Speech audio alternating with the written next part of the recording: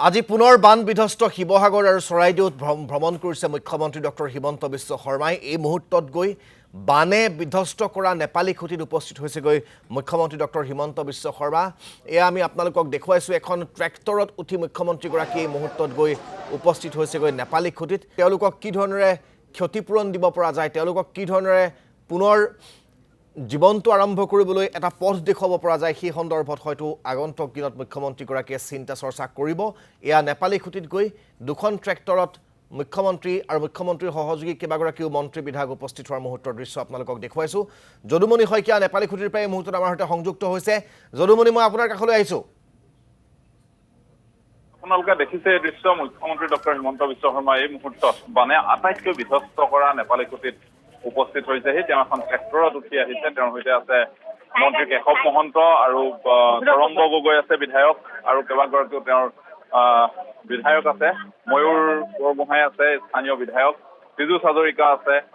এওঁ সকলোৰে সৈতে তেওঁলোকে আহি ইয়াত উপস্থিত হৈছেহি। ইয়াত দেখিছে আপোনালোকে মুখ্যমন্ত্ৰীগৰাকী নামিছে ট্ৰেক্টৰৰ পৰা।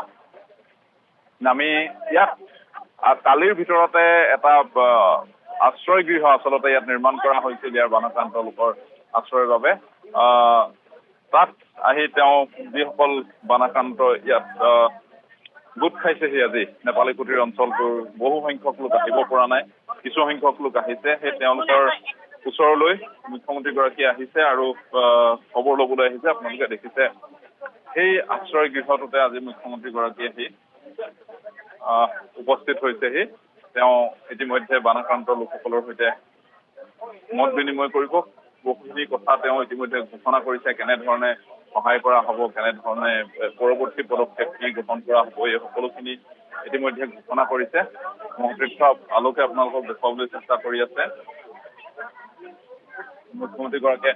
আচলতে চাওক, মুখ্যমন্ত্ৰীগৰাকী অহাটো এই লোকসকলৰ বাবে এক ডাঙৰ কথা। যদিও তেওঁ ইমান দিনে বিভিন্ন ঘোষণা কৰি আহিছিলে, বিভিন্ন সাহায্যৰ কথা কৈ আহিছিলে, তথাপিতো মুখ্যমন্ত্ৰীগৰাকী ইয়ালৈ অহাটো খুব প্ৰয়োজন আছিলে। আচলতে কেনেধৰণৰ অৱস্থা কি হৈছে সেয়া নিজ চকুৰে চোৱাটো তেওঁৰ বাবে খুব প্ৰয়োজন আছিলে, আৰু সেয়ে তেওঁ আজি আহি ইয়াত উপস্থিত হৈছেহি। ইতিমধ্যে ইয়াৰ পূৰ্বে পীযুষ হাজৰিকা আহি উপস্থিত হৈছিলেহি। মন্ত্ৰী বিমল বৰা ইয়াত বাহৰ পাতি আছেহি। এনেধৰণে বিভিন্নজনে এনেধৰণে বাহৰ পাতি আছে মন্ত্ৰীয়ে। এয়া হৈছে আজি তেওঁ উপস্থিত হোৱাৰ পিছত এয়া দৃশ্য। ইতিমধ্যে তেওঁ চন্দ্ৰপথ আছে, এটা আশ্ৰয় শিবিৰত তেওঁ বানাক্ৰান্ত লোকৰ সৈতে কথা পাতিছে।